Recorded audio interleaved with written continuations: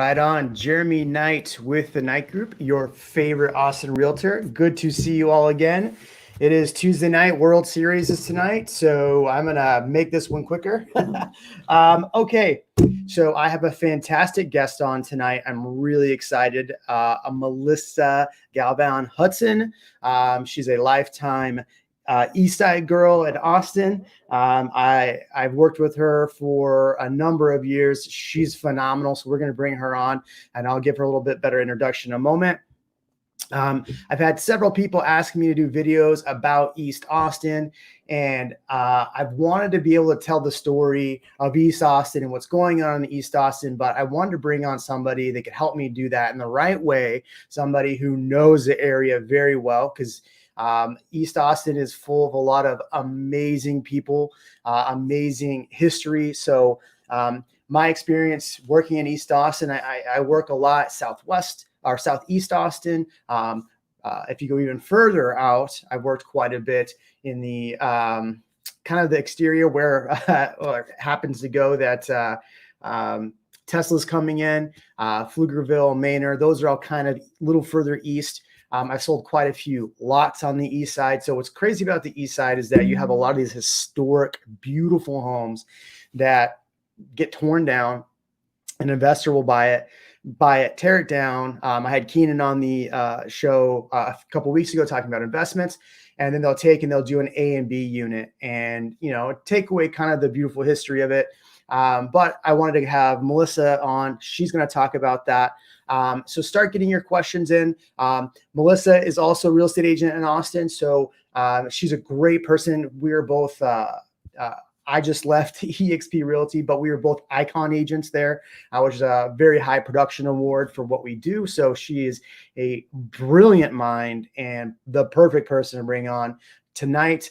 So definitely get a lot of those questions in. We're going to talk about the market. We're going to talk about East Austin. We're going to answer any questions you have, and we're going to go from there. So here we go. Melissa Hudson, how are you? Hi, good. Melissa, I don't know if I did you justice, so why don't you give yourself a little bit better intro? So first, forgive me for the glasses. I can still see you, but I can see you better like this. I may take them off time to time. No worries. You're good. So born and raised in East Austin. I am a 78741 girl. So if you're familiar, that's Mentopolis, and that's Southeast Austin. Most of my family is 78702 and 78741. And my mom and my grandmother still live in East Austin. So all things East Austin, I know, all things Austin, but I would say my home and my familiarity with growing up was East Austin and Southeast Austin. Awesome. I just tossed up the map so people could see on there. So Melissa, you've lived East Austin, grown up East Austin. Why don't you tell us what you've seen? I've been in Austin 8 years. I've seen everywhere in Austin change drastically. Well, why don't you tell us a little bit about what you've seen in East Austin and what your interpretation is going on? So for me, I always try to be very sensitive with the subject because on the one hand, I am a realtor, and on the other hand, I have a responsibility to my community to, when I do bring investors in and I represent a seller, to try to get them the highest amount they can get for their home, whether it's in disrepair or it needs updates. For me, seeing the scope of the city and the transformation in the past 10, 15 years it's pretty huge. And you don't have to be from Austin to notice what's happening. But, the growth over at least the last 10 years has been, it's been a real sight to see. You mentioned it being, a little bit disheartening just to see a lot of the older homes come down. There are some investors, and I will say this, there are some investors that do want to keep the integrity of the home that they remodel if they're not doing an A and B unit. So I really love to see those things.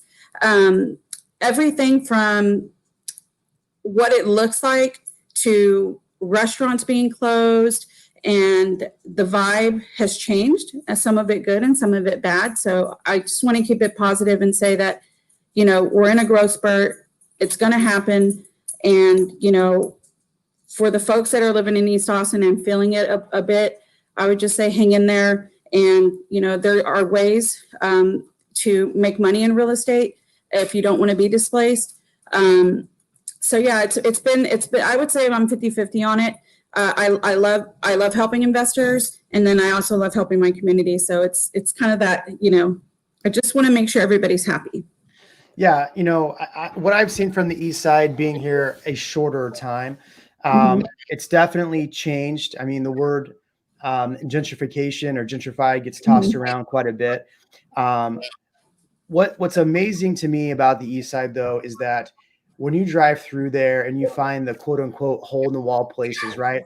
Like the little mom and pop shops, they have some of the best food. Some of the, I mean, really, they brought in some really nice little locations on the East Side, like Contigo, a lot of the, historic barbecue joints are on the East Side. Franklin's on the East Side, obviously, Bob Barbecue. There's tons of good Mexican food on the East Side. They brought in some nice bars and things. What's that one place that has a really good tacos, and it's a brewery? It's going to come to me in like 10 minutes. It's off like 6th. It's off East 6th. So yeah, so the history of it, right? We've seen some changes in there. And I think one thing that's sad for me to see is like, you have really, you've had families that have been there generationally, and the taxes have gone up to a point where they can no longer afford the taxes. I had the pleasure of helping a woman. She reached out to me. She had a lot. Keenan, who we know, ended up buying that lot. But she came to me and said, I hate to sell this lot. I really don't want to, but I need to move on. Yeah. And so we helped her sell it. And he did a really nice project with it. But when you work with people like that, the challenges of that, other people get displaced. The prices have gone up. The taxes have gone up. What's disheartening for me is like Brook Elementary School. I had friends that worked at that elementary school, and it was one of the elementary schools that kind of got taken out. And, the city said, our city is so great. But the actual principal reached out to me at one point to find out what the value of the lot was, because the city was, I don't know what they were doing, but yeah. Well, first off, thank you for doing this segment. I think it's really important because there is a lot of hype around East Austin, and a lot of folks that come in from other states like California or up north, they always ask about East Austin. So thank you for doing this segment so that we can talk about a bit of the history and the things that in my childhood that made it fun for me. So other than food, I had a conversation with my mom earlier because, she's older than me, wiser. She has a lot of knowledge on things that used to be that are no longer. So what you guys may not know is we used to have a drive-in theater off of Metropolis Drive and Riverside Drive. And as a kid, that's where we would go to see drive-in movies. So it's no longer there, but one of the best burger places back in the day was called Boomerang. And we used to get our Boomerang burger with lots of mustard, and we'd go across the street and watch a drive-in movie. So who knew that East Austin had a drive-in theater? There is a not so secret Secret Beach. Secret Beach is... Really? I didn't know this. Everybody knows about Secret Beach now, but... I still don't know about Secret Beach. Tell me. It's not a secret anymore. So if you're on Metropolis Drive, so you'd have to drive through a neighborhood street, and there's a park. And if you're on the Metropolis Bridge, which you can no longer drive on the Metropolis Bridge, you used to be able to see the park down there. And you have to walk through that park. It's Gonzalo Park. I believe it's Gonzalo Park. I might be messing the name up. So, Mom, if you're watching this, I'm sorry. And there's a trail behind that park, and it opens up to this really crystal clear water, and it's like really light rock. And you can go and just sit in it and have a beer, and your dogs can run through it because it's not super deep. And that's Secret Beach. So that's something that we used to do as kids. So if you're Googling Secret Beach right now, you're probably seeing a lot of buzz about it because it's not so secret anymore. Well, one thing I want to talk about on here, let me see if I can change this. Is somebody that is a celebrity on the East Side. It's not going to let me do it. Hold on. Give me a second. Technical difficulties. Yeah, I'm just trying to share my screen here. Let's see. All right, here's what I want to show. Here we go. So this is Richard Overton. Yes, He was Mr. Overton. 101 years old, or was he older?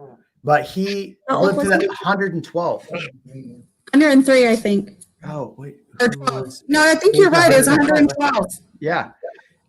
So this guy lived on the east side.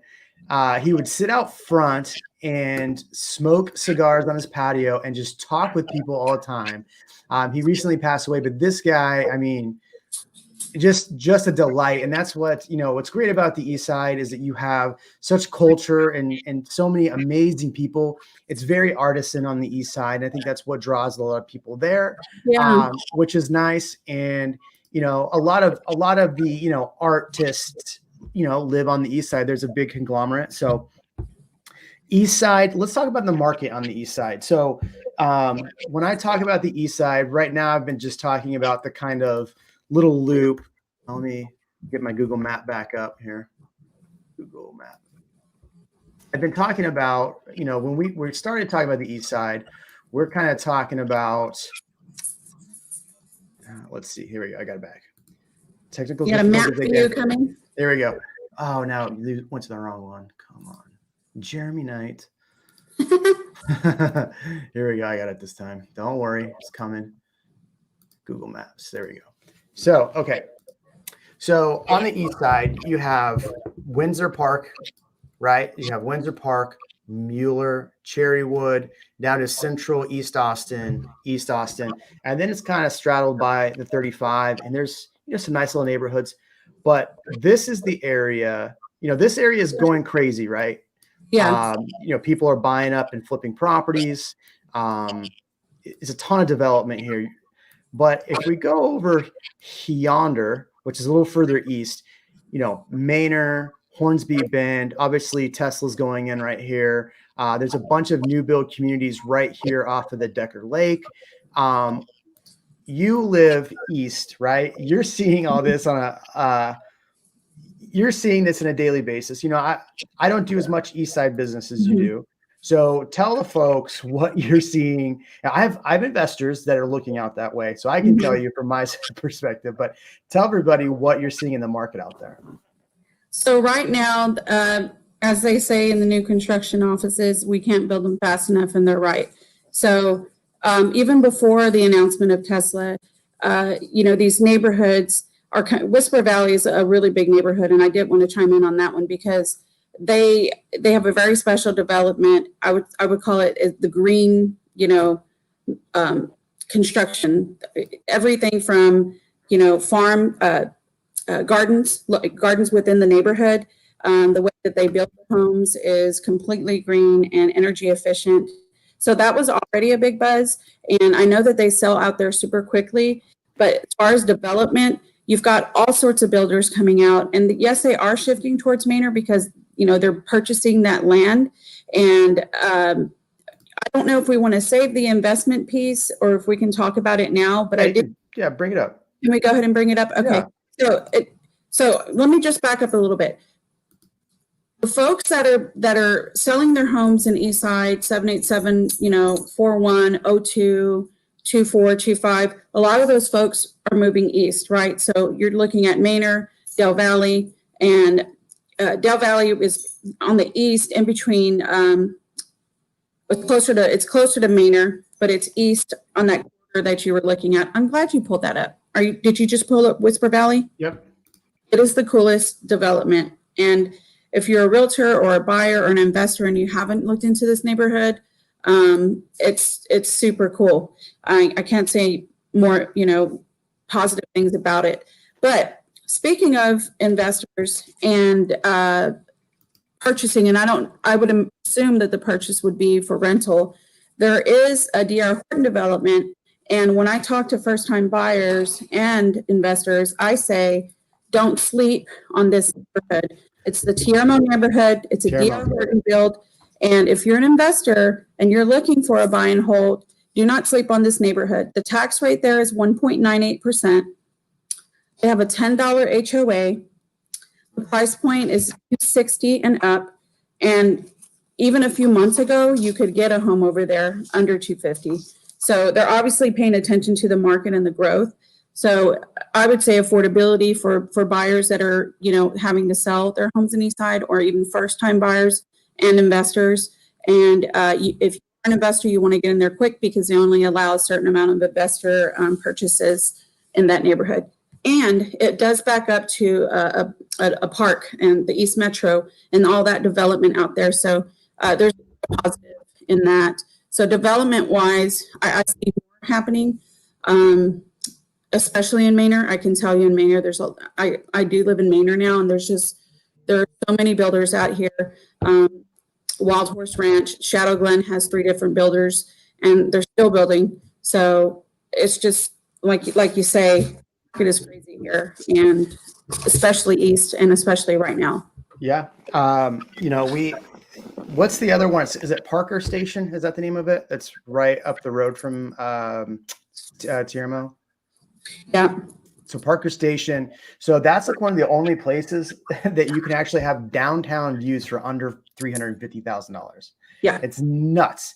And it's a DR Horton. So I talked to the rep at Tiarmo and the online rep for all of those neighborhoods. And they were telling me, if you're an investor, they're going to give like 6 lots, and they were going to have people bid on lots. Yep. Now, for anyone moving out here, I want you to pay very close attention to what I'm about to tell you. So we had clients that were looking in Round Rock. They're trying to move towards Round Rock. And the neighborhood is Vizcaya, Taylor Morrison build. They only had 6. They only are bringing out 6 lots at a time, and they're having people bid on the lots. The same thing that DR Horton is doing out there. There was 200 bids on 6 lots just for the lot. And then you got to build the house. Now, those bids were in the hundreds of thousands of dollars for a lot in Round Rock, which is bananas. Why people would pay that, I don't know. If you're going to bid on a lot and go up to $200,000 on a lot before you even build a home, don't do it. This market is very crazy, and I think people aren't really hearing. I mean, people watch my channel and they hear me, right? And a lot of people I work with that come from my channel, they listen. But I get people that call me and they don't. I try to explain how fast this market is and how crazy this market is. I mean, month over month, less a 30% reduction month over month in inventory, and on top of that, prices are still going up. So I have clients that are trying to buy in the North Austin area. Everything's multiple offers, 16 offers this weekend on one property. Yeah. And then all these new builders are, especially on the east side, are putting up all these lots. They're trying to incentivize investors. Investors are trying to get in. They're coming in paying cash and paying stupid money and raising the prices over there. So they're very, like, how can I say, generous. I don't know what the word I'm looking for, but they're not afraid to, from one month to the other, raise the price point for these homes by $2,000, $3,000, $5,000 because supply and demand. So, I speak for the first time buyers. If your credit is okay, even if it's okay, and you're looking for new construction, don't wait. Go ahead and do it now. You're going to get a good interest rate anyway right now because they're so low. But don't wait until all these investors buy out all these homes and, you're coming around in the summer of 2021 or the fall, hoping you get that price point you saw in that new build community, the last year, and it's not going to be that. So I would just say, don't wait, just go ahead and do it. This is a good question. Maybe you could answer this question. How about the school districts in Manor and the East Corridor? Manor has improved tremendously on their scoring. I know the scoring has changed a bit, but there's some real exciting things happening. And, a huge bond. I have to look at the amount. I know I just don't, I know it's over 28 million, but a bond was passed last year. I served on the bond committee for Manor ISD, and we are going to be building a K-8 campus, which it's not a very, you just don't see it very often. And they've looked to mimicking a school in both Florida and Dallas or Houston. I think it is Houston. And so a K through 8 campus is coming. 2 more elementary schools are coming. Some improvements to the buildings and sidewalks and, band halls, lots of improvement. In terms of scoring, I believe before they changed the way that they score, Manor had received, I believe it was a B+ or an A rating. So lots of good things happening in Manor. I know that they did get a bad rap for the previous years for lower scoring, but all of that has improved. And they just hired a new superintendent. So, yeah, they. It was about 2 years ago. You and I had gone and met with the superintendent. I forget what builder that was. it was the Braun Homes. Braun Homes, yep. And we met with the superintendent, and they were talking about everything they were trying to do. And that, it's good to see that these school districts are really taking aggressive steps to improve their scores and do what they're doing. So I really do like what they've done there. So another question here: do you expect prices to normalize given the real estate market mortgage foreclosure notice by the Fed? Interested to understand and the expected impact in the Austin market. I've got a very strong opinion on this. I'd like to hear your opinion first. I don't know if I'm biased because I'm from Austin, but I just feel like we're in a really special market here. And with all major companies coming here, what is it? Apple, Amazon, and with the Tesla, I don't know. I think for us, in comparison to the rest of the markets, it will. I don't think we're going to see a huge drop. I don't know. What do you think? No, I 100% agree. I have investors that call me daily. I literally talk with 3 investors today. I talk with 3 buyer clients today. And here's my sentiment. So when we saw the crash back in 2008, 2009, the most that Austin market turned was like 12%. Right. Where other markets, I personally purchased a home in San Diego for half of the original list price or sale price. As far as okay, so what happened in that time frame though is new builds stopped, right? And that's why we didn't see a huge turn in our market back in the last downturn, is because new builds went away. And so what we're seeing right now is new builds at the beginning of the pandemic started slowing down drastically. And what inventory they did have got purchased. Now on top of that, throw in a massive lumber shortage and the cost of going up. It's not going to make a difference. So with what he just said about this is that, with the Fed ending some of these programs, I think we are going to see a healthy amount of inventory hit the market, whether it's people trying to get their homes on the market before they foreclose or whether it's people actually foreclosing.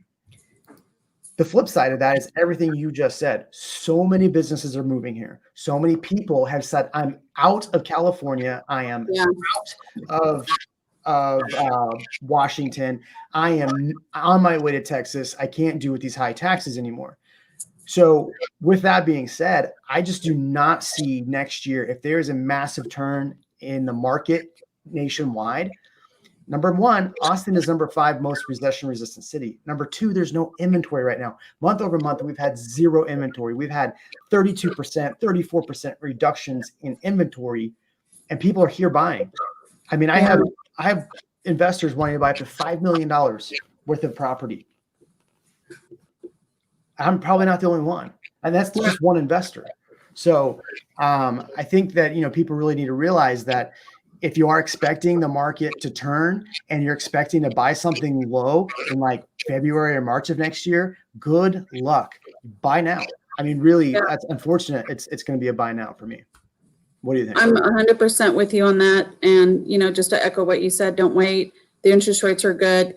And, obviously we're speaking to investors, buyers. first-time buyers. It doesn't even matter if you, one special thing that happened during the pandemic, and I'm sure most agents noticed, is that, folks were in their homes with their kids and they maybe not have enough room. And all of a sudden they're like, oh, I hate this living room, or my bedroom's not big enough, or I don't have an office, or this is too much house. There are a lot of people that thought this is too much house, let me downsize. So again, inventory is an issue here, and don't wait. Don't wait. Get it now. I agree. And Nippon wrote, let forbearance in this December. It's a hard thing to say, let forbearance in, because, people are going to be displaced. Yeah. At the same time, there are a lot of first-time home buyers that are struggling to find a home. Yeah. I think that's, I think it's a sad reality that we've had a lot of clients that are FHA, first-time home buyers, that maybe don't have the $400,000 cash that they just sold from their house somewhere else to pay for a down payment. And so they're kind of stuck, and they're all running to these new build communities because that's where you go. And so I do think it's something that, investors especially need to know, is that these new build communities aren't allowing investors to come in. If they do, it's only a certain number of lots. When she just talked about Tiermo, what's the one, Austin Colony, they're DR Horton's over there, same thing. They're only allowing a limited amount. Right. So, here's a good question. I love good questions. Any good builders, new homes in East Austin? What part of East Austin? Because the ones that we're talking about, I would consider East Austin. So let's talk about, let's see. This one, that one, this one. No, that one. There we go. Got it. So, this is a good example right here. You have Whisper Valley. The tax rate in here, what's the tax rate? It's low, right? It's like 2. Yeah, it's under, it's 1.8. Just under, yeah. What am I looking for? Schools. Here we go. They feed into Manor. Who are the builders out here? They have Avi Homes, Buffington. I would say of those three, I like Buffington Homes the most myself. GFO, Pacesetter, Thurman. I kind of like Buffington Homes the most. What experience do you have? The Whisper Valley has a townhome product with Pacesetter, which is much lower, and they're, I believe, now building the cottage style ones they offer the 2-bedroom. They offer a 2-bedroom. That's significantly lower than the Buffington and the AHA Dream Homes. Yeah. Now, I don't have it readily available. I'll try to pull it up. Actually, I'll let you talk. Why don't you start talking about some of the other builders in East Austin? I'm going to pull up. Wrong way. There you go. I'll pull up one of the other ones because they actually have a couple of good questions. Which areas have good tax rates? Oh, I'm all about Austin's Colony over there if they want to know about tax rates, because those are the ones that are just under 2%. And, since I do work with a lot of first-time home buyers, those are the communities that I recommend. 787-2425, Austin's Colony, obviously Tiermo. But if you're looking at other builders and you're going further east on the 290 corridor, of course, we're talking about Manor. Now, it is a higher tax rate, but you still have the KB Home Builder, and they build a pretty good product for that price range. And Shadow Glen, I believe right now has an MI product, and I want to say there might be some under 300. I would focus, if you're wanting to know about tax rate, lower tax rate for homes, your Austin's Colony is where it's at. Yeah, I think Austin Colony. You also have there's another one we talked about Whisper Valley, but there's another one in Manor that's 2.14. Somebody just asked me about it yesterday. You know which one it is? Tax rate? Yeah, tax rate. It's like 2.14 or 2.17. It's right off 130. It is. You're not talking about Wild Horse Ranch, are you? That's not it. No. I'll tell you, the address she gave me was, oh gosh, it's going to kill me. This is bad radio right here. It's okay. uh, We're only human. Crystal Brook was the address she gave me. Let's see. You gonna do it on the big screen? Yeah. Brook. Oh, it didn't even pull up. Yeah, this area right here. Get rid of that. Man, I wish this was just easier. Click over screens. Whatever. We'll get it. We're getting it. Mhm.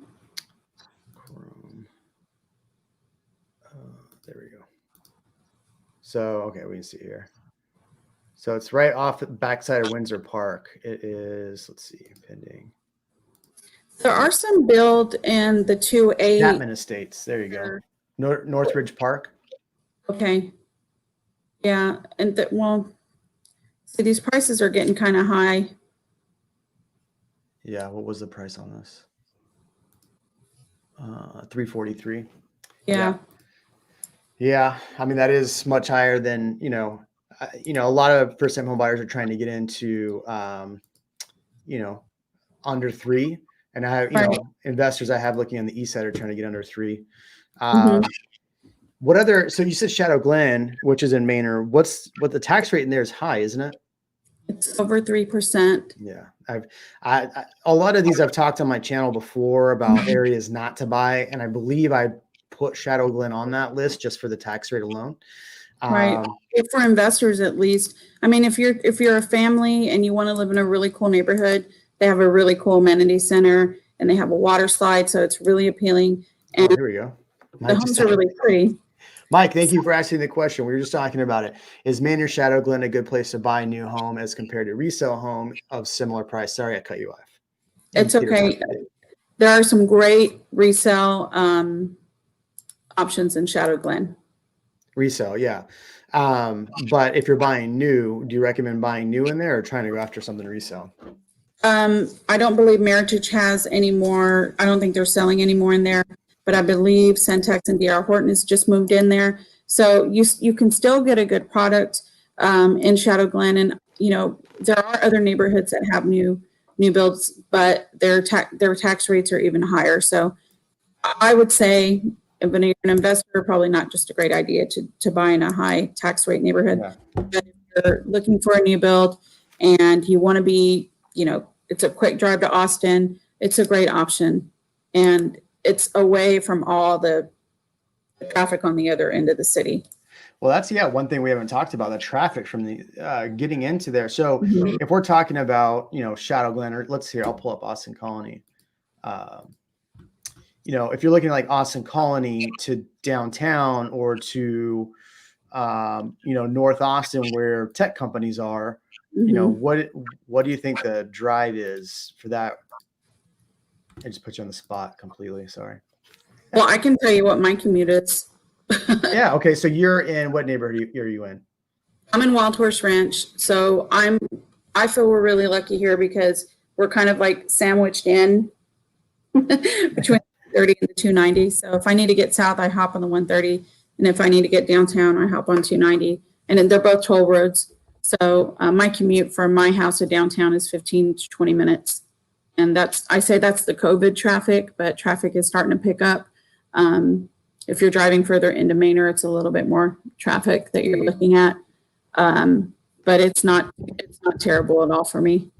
And my drive to the airport is quick. It's on the 130. So that is one of the benefits of living in Manor is that you're toll road away from anything. Yeah. House to the Domain is under 20 minutes. To Pflugerville, I'm under 20 minutes. So I feel like we're positioned just right to get into, any area pretty quickly. Yeah, I think even Pflugerville, the east part of Pflugerville, there's where the high school is off of like 130 and is that 45? Yeah. Even that area, I think the problem is the tax rate is a little bit higher, but you can find some really beautiful homes. But I think really, and I don't think people understand that like Manor, while we'll drive out there and there's just not a whole lot there yet, it's still developing, but Manor's so quick to downtown. And it really is. It's a great area if you can get a good tax rate, especially for a first-time home buyer. Okay, so this question's been asked a couple of times. However you say this person's name, Grub, can't do it. Okay, how much lower is tax if you file a homestead? So it's supposed to be 20%, but really what it does, air quotes, but it caps off yearly what your taxes can be raised. So one danger that people get into when they do buy into a new build community is the tax rate is set. So if it's 1.8, like we've talked about some of these areas in East Austin, if it's in like in Maine or like one of those other neighborhoods like Shadow Glen, it's over 3, the rate is set, but the value of the home is not set. And so that's where you get in trouble, where let's say you build a house for 300 and then the tax district says, oh, your home is actually 350. And you go, no, it's not. So 350 at 3%, whatever that math works out to be, 12 grand, boom, bada boom, there you go. Right? Yep. And it's, I can use myself as an example. We bought in Wild Horse Ranch last August. When we got our tax appraisal, it blew my mind. They raised our value up $85,000 from what we purchased it for. And so we definitely protested. And obviously that's something that I would recommend most people, everybody can do, should do if it goes up that much. But so yeah, definitely protest if it's higher significantly, because that's a lot. 85,000 more than what I purchased it for. I mean, wow. Yeah. And I think that's, I've seen a lot of people get into that where they go, so I feel like, and I could be wrong, that the city arbitrarily raises that number. So we are a non-disclosure state, and I'm going to answer a little bit more about homesteads in a second here, but we're a non-disclosure state. So if they arbitrarily raise your taxes to, or your value to whatever it is and assess it, you are going to come running in with what's called the closing disclosure. It's your documents from when you close and say, but no, I paid this. Now you've just disclosed to the tax district what you paid for your house. Yeah. And that's how they're getting some of this data, because they can't have our data anymore. So I think it's a sneaky trick that they're doing. I could be completely wrong, so don't quote me on that, but I sort of feel a lot of people are having issues with. So the homestead, let me explain real quick how the homestead works. So if you close in a calendar year, you cannot file a homestead to the following calendar year. So if you close December 31st, you can file January 1st or whatever the timeline. I think it's like January 15th or something like that. It opens up. But if you close January 1st, you can't file your homestead to the whole year. So something to think about when you're closing. It's definitely good to close right before the end of the year. Here's a good question. What happens after a protest? They'd simply reduce the taxes. The value. Right. You're testing your value. You can't protest the set tax rate, but you can protest your value. So yeah, so so if they say your house is worth 350, you protest and say my house is worth 300. They agree finally and say your house is worth 300. What they assess your home will reduce. So I mean, the reality is it's only going to save you a few grand at most. A lot of times they don't even budge. If you I mean, if you ever protest your taxes, have you gone through that? I'm in the middle of it right now, and it's not been simple at all. There's a court date, and then with coronavirus, there's restrictions.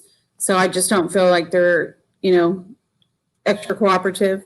They're not cooperative anyway, but there's a few more hoops that you have to go through. I would recommend that if you are in a pinch, that you do hire a company. And I don't know if we're going to endorse any on live, but there are companies that will get paid. Only charge you if they can reduce your tax or your appraised value. So a company I've used is Five Stone Tax. There's another one, Texas Pro Tax. The experience between both, I kind of like Five Stone a little bit better. I've had people use both and have different experiences with both. I think for the time savings, it's definitely worth it. Like you said, if you're doing it on your own, if you go to the formal hearing, it is shooting gallery. Basically, there's one person that's a tax person. I'm a real estate agent, right? I look at the numbers every day. I assess value. We look at appraisals daily, right? I mean, how many appraisals do you look at a year? A year, a lot. 40, 50? Yeah, it's a lot. So I'm good at assessing value of something. I sat down, I brought all my documentation. I was like, I'm going to kill this. The three people that are supposed to be your peers sat there and looked at me cross-eyed as I gave them all the information. They all shook their head in agreement. Yes, I agree with your value. Yes. Then they look at the tax professional. Tax professional goes, nope. And they go, yeah. They said, no. It's the worst experience. It's not fun. All right, I got a good question here. Photo nerd, thank you for all the comments online. I appreciate you. I really do. I saw your stuff today. Thank you very much. All right. Really great video. I've been torn between Hutto, Pflugerville, Manor, but schools have been tricky. Is it true that school grades on niche might not be keeping up with growth of the area? I think that is true. I mean, what do you think as far as? Yeah, I think there's some truth to that. And also, just for people that don't know, Manor has a new tech program. So I know that's been a lot of buzz for how we separate ourselves from the herd here in Manor because of that. And it's a very popular way of learning. And I mean, we can maybe do a whole different segment on that, but I would just look into Manor New Tech, and you can look it up online and you can see how they structure the learning. I've been to the New Tech High School and it's amazing. And when they go into a class session, it's like they're in a college lecture atmosphere. They've got, and even the seating is super cool, and they have trades there that they can learn. So I don't know, it's depending on if you're looking at an elementary school, you would maybe favor, a certain a school or neighborhood that went into that school. I know we have to be very careful with what we hear, but all communities are great. Manor, Hutto, and Pflugerville, they're all amazing. Yeah, I mean, being stuck between those three areas isn't a bad thing, because really you can find some more affordable properties, right? Because I mean, let's be honest, the median price for a home right now is if you look at Austin, is over 400,000. If you look at the MSA, it's like 353. So you can find some decent properties in those areas, but yes, you do have to look at the schools. I put weight into what Niche has to say, but I have looked at some of their studies that they've done, and I've looked at some of their scoring, right? So their neighborhood scoring and things like that. I've looked at it sometimes and gone, I don't feel like that's right. One thing is they don't, like, I personally live in Circle C. They've never really rated Circle C on there, which Circle C, I mean, if you look at the ratings on Niche and those others, it's one of the highest areas in AISD. So is Niche fully up? Probably not. It's probably, I mean, it's like most data, it's probably a year behind. I agree. And I also think if you have small kids and schooling is important to you, I would go straight to the source. I would just go to the school site, the ISD website, and pull their information. And they talk about their schools and they talk about those great. I would just go straight to the source. And if let's say you're looking for a specific, you found a home, let's say you found a beautiful home in Hutto, it's pretty easy to find online what school that feeds into, and then, finding the scoring on that if that's important to you. And when you were speaking of the median home prices, they're so different in Manor, Hutto, and Pflugerville. So those are also things to consider if you're on a specific budget. And then lifestyle. I always tell buyers, if they say, oh, I heard there's a lot of homes in Hutto. I had a pretty unconventional year, I would say summer, helping a particular family find a home in Hutto. And the price point, it wasn't even super low. It wasn't super high, but it was, between 285 and 320 was going to be the comfort zone. And we were in a multiple offer situation 6 times. And we finally had to go into new construction. And then, of course, with coronavirus and lumber shortage, their house, we were under contract over a month ago, actually, at the end of August, and they haven't even started their framing yet. So lifestyle is important. If you're considering Manor, Hutto, or Pflugerville, I would take a moment to drive out to the neighborhoods and the area and see how it makes you feel. I feel like Hutto still feels super small, but they have a lot more commercial development than cities like Manor, and Pflugerville's way more progressed. But yeah, I would say, I mean, lifestyle between Hutto, I mean, if we're going back to this question, right? There's some good questions on here. I'm getting to them, so be patient. If we go back to this, as far as Pflugerville, Manor, or Hutto, all three are completely different. Yeah. You know, I don't even know how I can say they're all three different. Like you said, Pflugerville is more of a city, right? It's more developed. And then you have Hutto and Manor. I think Hutto is probably a little less developed than Manor, but I could be wrong on that. I mean, I've sold in all of those areas. I mean, you probably sell maybe a little more than I do out there. I mean, what's your vibe on the three? Commercial development in Hutto is very impressive. I don't know who does their zoning and planning, but they're doing a really good job. And I think that, you know, smaller cities, towns, if you will, like Manor and Del Valle, could take a page from their book. So if you are interested in a home in Hutto, I think you would be pretty impressed by what they're doing out there between development, commercial development. They've got. They're bringing like a baseball park out there, right? They're doing a couple things out there. Yeah, they are. I'll have to I can research that for you. I don't have that in my notes. I know they were, I think it was Hutto, they were putting it, or maybe it was like at the edge of Pflugerville, Hutto, where they were putting in it's at the edge of Pflugerville. They're putting in another like domain style thing out there. And then Hutto, they were doing a huge complex, like a big sports complex. It's supposed to be really impressive. So, I mean, that whole area is, I mean, yeah. I like the Photo Nerds name, Photo Nerds University. Isn't that cool? Super cool. Yeah, that is cool. There's no elementary schools in Manor. Yes, there are. There are a lot of elementary schools in Manor.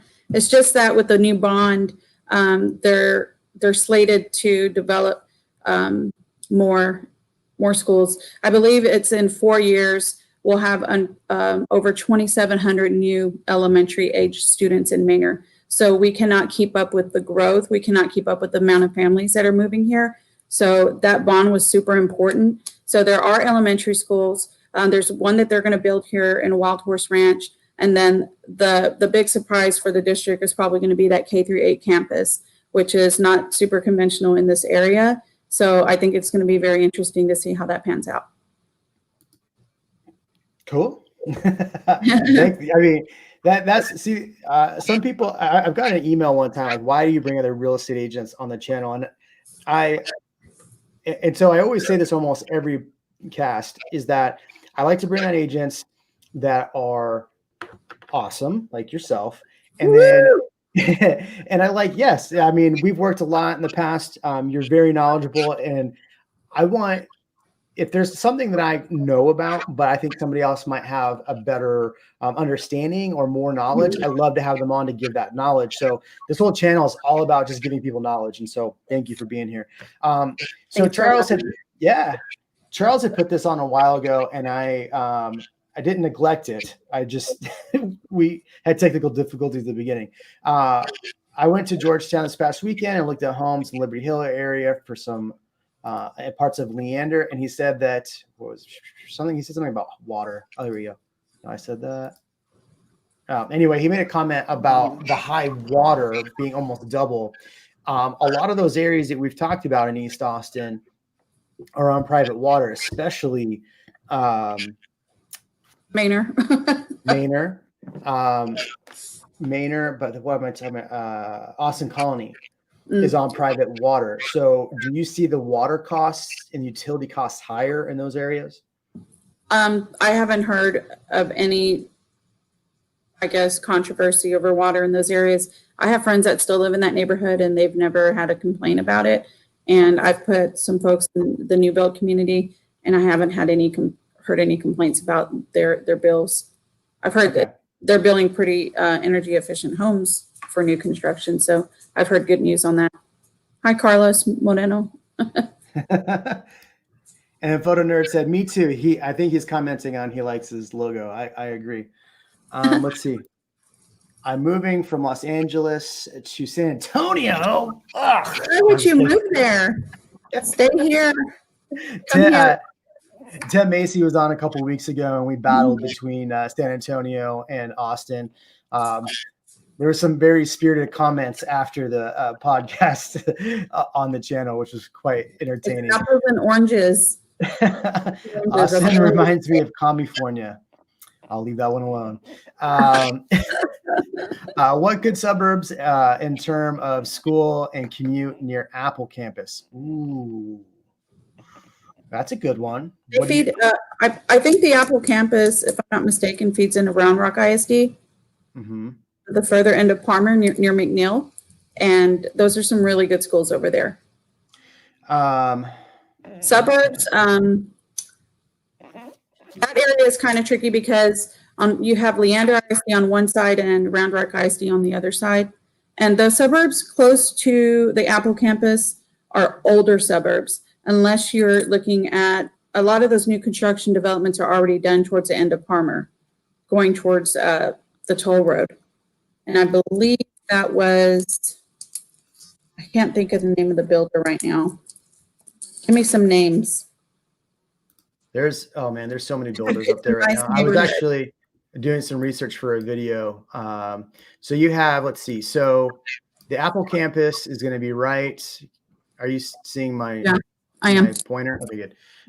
So the Apple campus is right up in here, I believe, right off Palmer and McNeil. Right.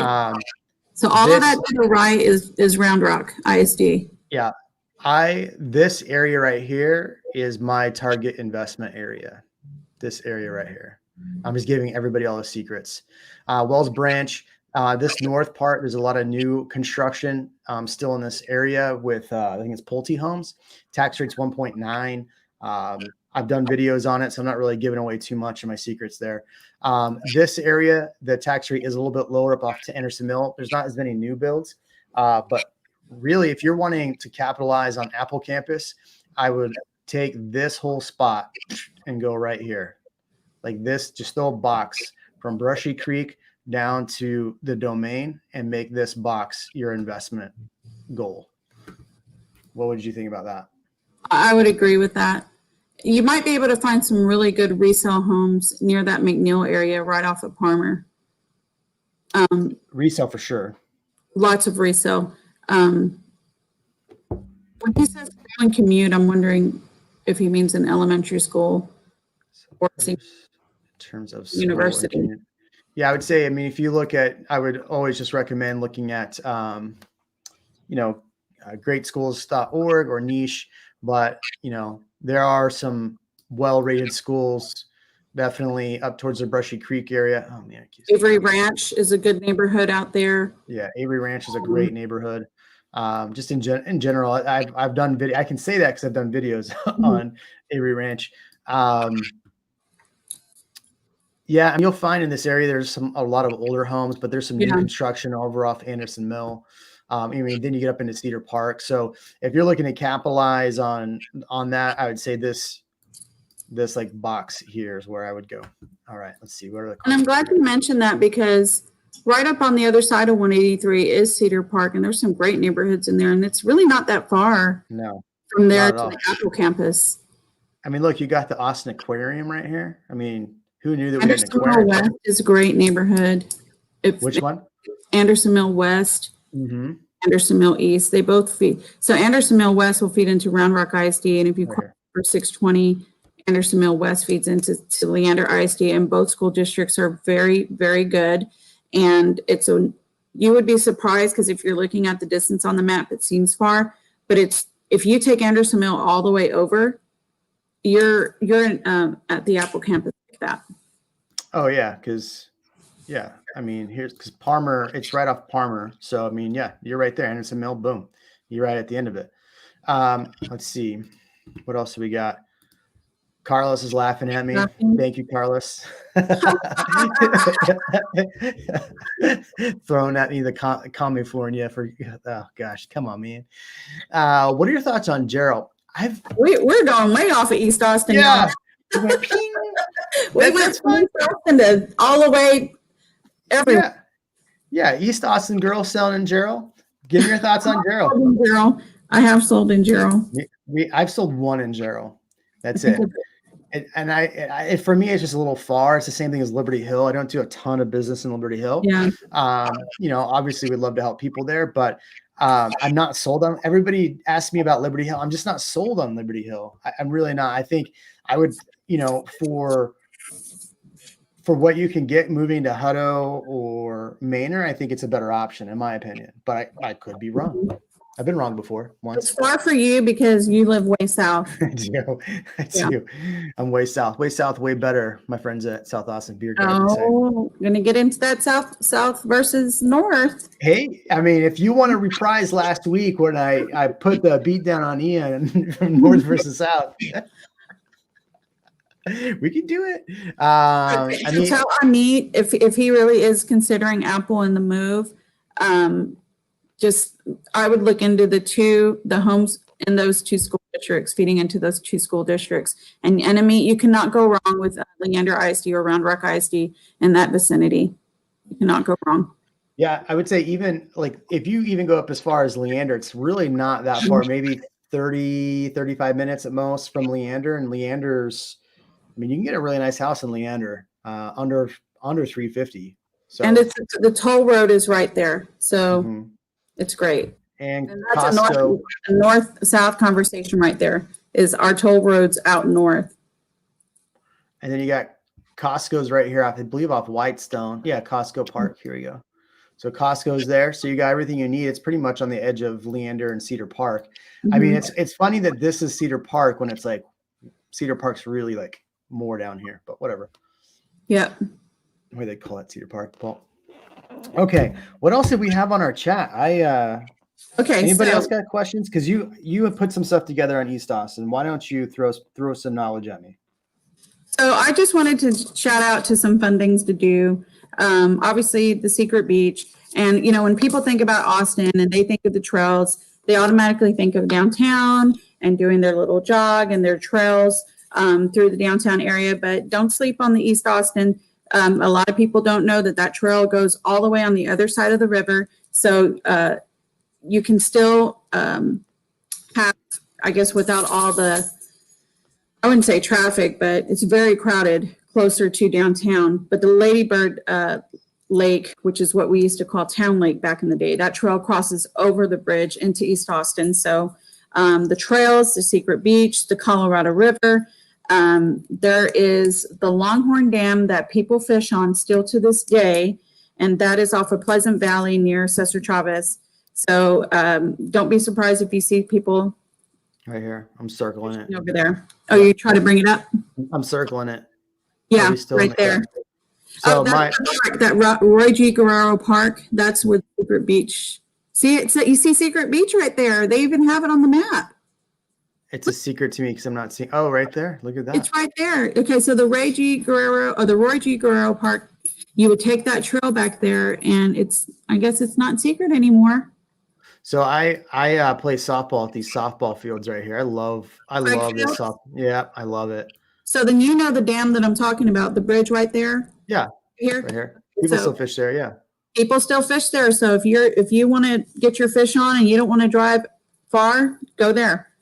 There's the Colorado River Park Wildlife Sanctuary. That's another fun place to go to. The Boggy Creek Greenbelt for some hiking. And the Pan Am Recreation Center neighborhood, they have a stage there and they do concerts there in the summer. Hopefully when the Rona is done, pick that up again. But that's a really fun place. And if you haven't seen that stage, look up Pan Am Recreation Center. And they do stuff right here, right? Is this where I'm remembering it? No. Where did we have? They do the salsa festival off of. Oh, it's At over the here. park at Yeah. Festival Beach. Don't they do it right here? It's off Holly Street. Yeah, it's Yeah, this it's area at right here. Festival Beach. Yeah, they do the salsa festival over here, and it is so much fun. I'm a hot salsa guy, so Yeah. I love it. And then obviously McKinney Falls. And if y'all don't know that, I don't know what to tell you. That's a fun place to go. Yeah, you know what we didn't talk about is Southeast Austin at all. We just talked about kind of like East Austin. Now, if we talk about Southeast Austin, I think there's some really good opportunities for people. I mean, obviously, if schools are of major importance to you, definitely look at the schools. But I think there's some really great investment potential. You got Goodnight Trail over here, or Goodnight Ranch. Goodnight Ranch. Yeah. I don't think they're really selling very much right now. I know my favorite little hidden pocket is no longer hidden anymore. Is Colorado Crossing right here. Yeah, that's not hidden anymore. I mean, I had somebody literally buy a house in there, a brand new Lennar build for $230,000, less than 230. Wow, they got a deal. You can't get those prices anymore. I really like this little neighborhood. I don't know if you know it. So there's Bradshaw Crossing, but next to it is Vistas of Austin. It doesn't even show up on the map yet. Oh yeah. Oh yeah, Vistas of Austin. Well, it says Pacesetter, but I'm not the biggest fan of Pacesetter, but they have a Milestone there as well. Yeah. I do like Milestone. That's the builder I was thinking about when Amit was asking about neighborhoods. There's a Milestone community off of Palmer near Apple. So if you're able to find a resale there when you move, that's a good little neighborhood there. Yeah. All right. Well, we hit an hour. We did? Yeah. Oh, I wanted to give you all a fun fact. Okay. Yeah. If you have any more questions, get them in now before we time out here, because we're at an hour. If you got some good questions, we'll get to them. So here we go. Give me some fun facts. When I talked to my mom earlier, she always talks about with my grandmother in conversation. And it's always funny when she says it because I've heard the story 10 times and I can hear it 10 more times and 10 more times because it's my mother telling the story. But in the middle of downtown, there's something called Republic Square. So whenever there's events or holidays, you'll see, and it's right by the courthouse. You can't miss it. It's to the left of the courthouse downtown. And so back in the day, there used to be a red chili factory there. And they used to call it Chili Park because at the factory, when people would work, when they'd have lunch, they'd all go to the park and they'd have lunch there. So it's called Chili Park. It's originally known as Chili Park, but it's now Republic Square. So that's just a little fun fact that I wanted to share. Okay, Chili Park, Republic Square. I will have to find that on here. You can probably find Republic Square. It's a map and it's right in the middle of downtown, I guess 11th, 12th Street, wherever the courthouse is. You know, I still want to find Lazarus. That's what it was. Lazarus Coffee on the east side. Mm-hmm. Holy smokes. Have you had Lazarus before? I haven't, but I'm now putting it on my list because, I'm a coffee drinker and that is a must. Oh, okay. So I am one of those, I got to be careful what I say here, but I'm one of those snobs when it comes to Mexican food. I love my Baja style Mexican food. So I've always been disappointed in Austin because everywhere I've gone, it's good, but more Tex-Mex, right? It's Tex-Mex based. I mean, so I haven't found the best places. Lazarus Tacos. They get close. Oh gosh, their breakfast tacos are insane. So I started the breakfast taco. I was like, all right, breakfast taco is good. And then I went to the carne asada because carne asada is like, if you ever watch Jay Portnoy, he does his one bite pizza slice, right? And so he always says that cheese pizza is a golden slice, right? That's how you measure a pizza. Mm-hmm. Well, I think you got to go just straight carne asada is how you measure tacos. And so their carne asada was on point. Okay, so here's your question. I think they got asked twice. Lennar versus Meritage. Apples and oranges. Yeah. Why do you say that? Because nobody can beat Meritage Homes energy efficient and utility bills. They're really insane. You're talking super low. Yeah. Lennar. Lennar does one thing really well. It's It minimizes its costs by only giving you so many choices. And so if you want more choice, Meritage is definitely that. If you go to Lennar Community, you have 3 choices. That's it, straight across the board. I will say that about Meritage, that they do, what also makes them efficient is sort of like Lennar. They have the color schemes. So it's like white cabinet. This is what your flooring, your carpet, your your choices are going to look like. So they make it super easy and they make it energy efficient. So I guess it kind of seems like they would be competing, but the one thing Lennar cannot do that Meritage can do is make that home sealed tight with the foam, spray foam insulation.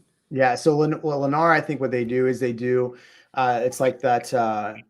It's like a silvery paste stuff that goes on the inside of the, inside of the roof. And so it's energy efficient, but the spray foam is way better. So it's way better. It's way better. And it'll keep your energy costs way low. Photo Nerds University says he had me at Baja Mexican food. I'm telling you, I'm a Baja Mexican guy. I love, man. Spoiler alert. If you're coming from the West region into Texas and you think you're going to taste the Mexican food that you've been eating your whole life, the spoiler alert is that it's not going to be that. You're not going to have red chili and green chili all over everything. Yep. It's different kind of Mexican food. More like interior, right? Yeah. I did ask earlier some of my folks what good awesome eateries are before we close out. and I commented 1 in a million, and somebody's like, "Who let this guy in here?"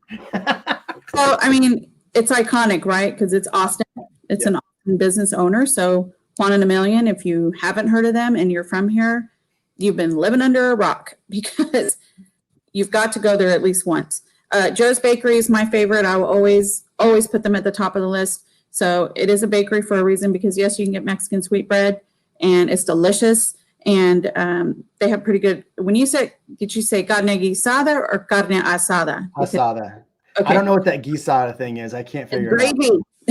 Gravy. So meat with the gravy. So that's what you eat if you go to Joe's Bakery. Chico's is still, a popular Austin place to go. And it's been here for a long time.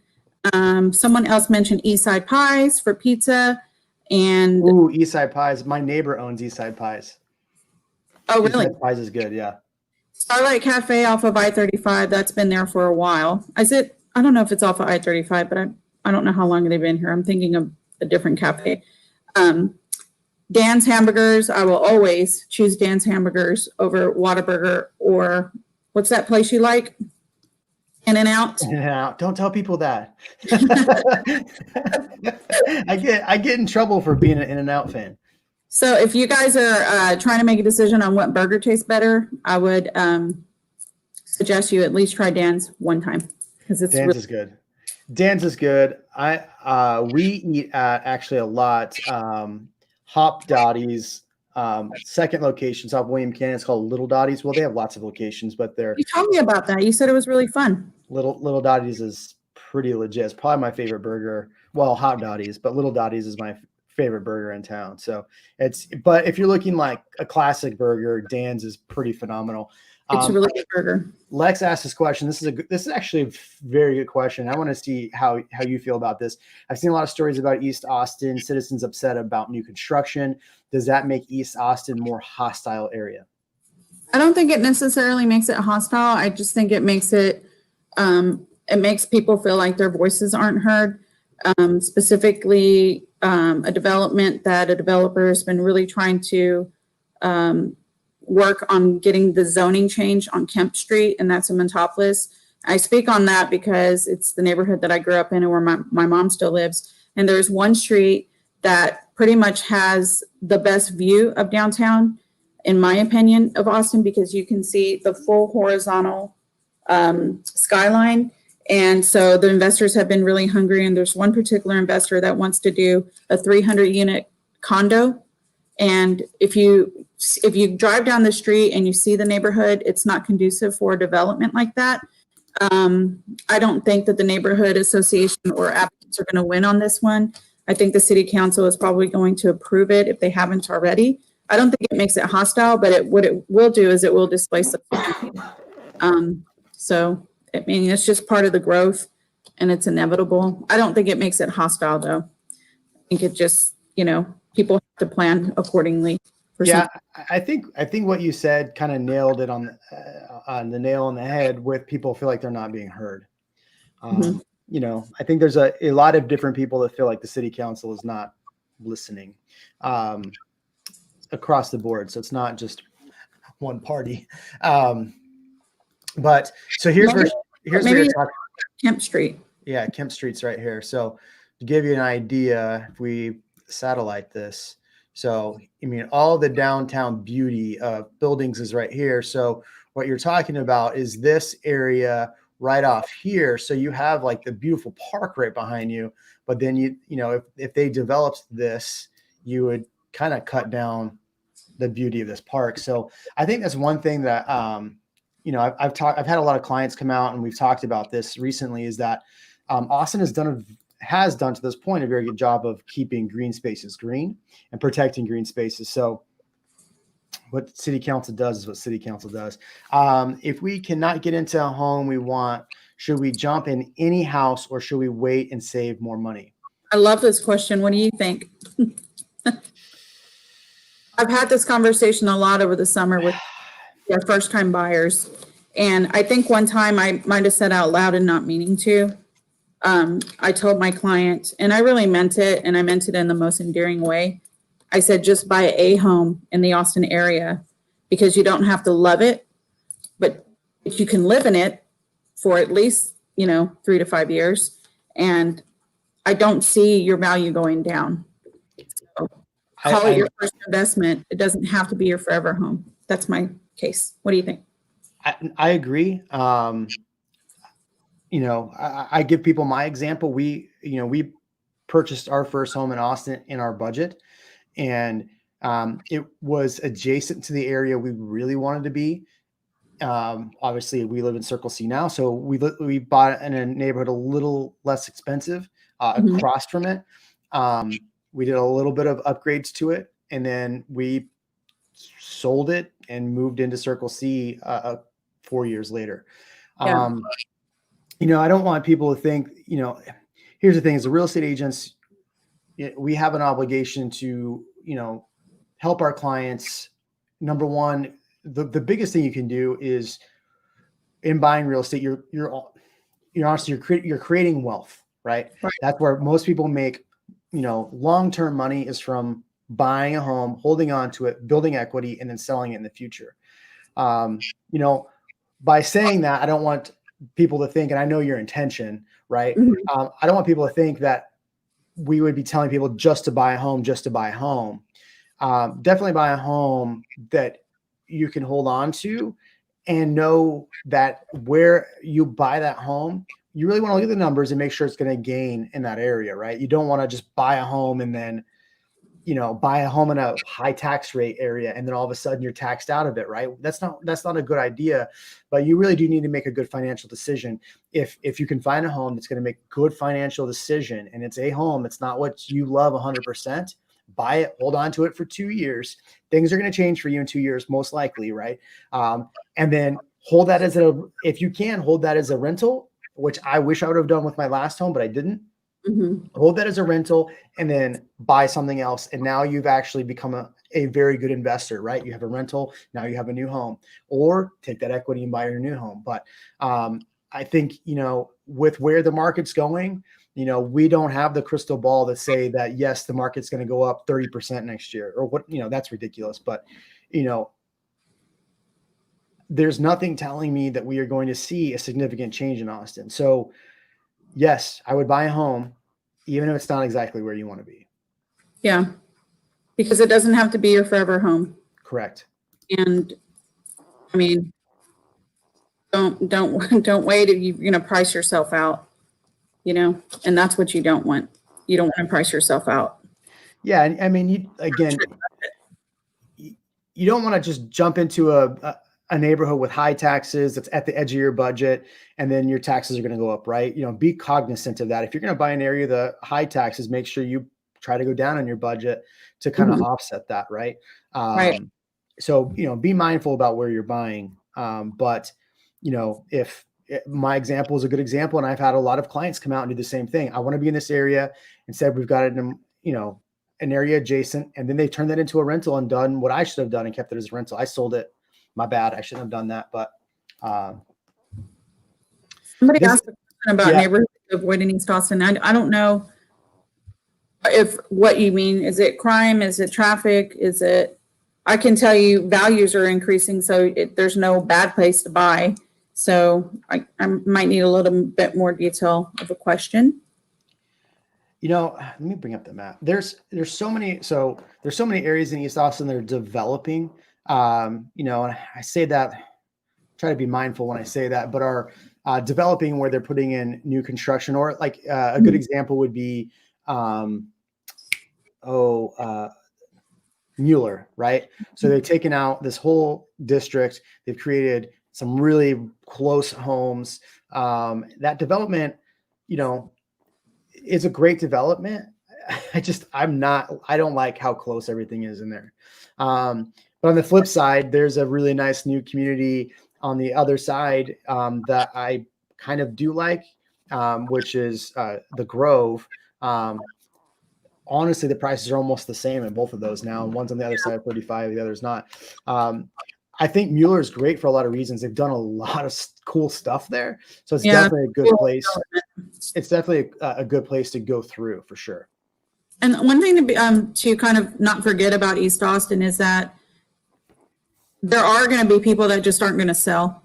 So if you're looking for a suburb type neighborhood, then maybe East Austin isn't it for you for the metro area. So then you would just go further out towards 969, which are those developments like Austin's Colony, TRMO. You can even go south towards Del Valley. So if you want a suburb neighborhood, you don't want to be in the metro area, although you would make a good investment to purchase there. If it's not conducive to your lifestyle, then you want to go a little bit more on the outskirts of what I call the east outskirts. Right. Yeah. I don't, it's kind of hard to say if there's a bad neighborhood in Austin. There are neighborhoods that I would just, you recommend, look at Austin Crime Map before you buy in there. And I'd tell anybody the same thing.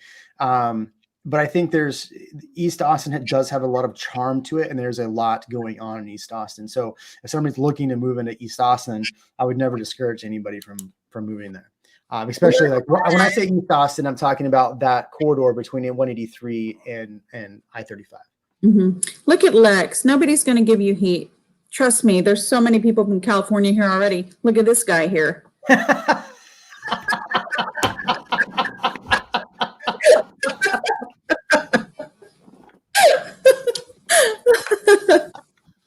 That was hysterical. Oh man, that was funny. Look at this guy. So here's my advice as someone who is in California that has relocated, right? Just be mindful when you're moving here. You are moving to a different culture, right?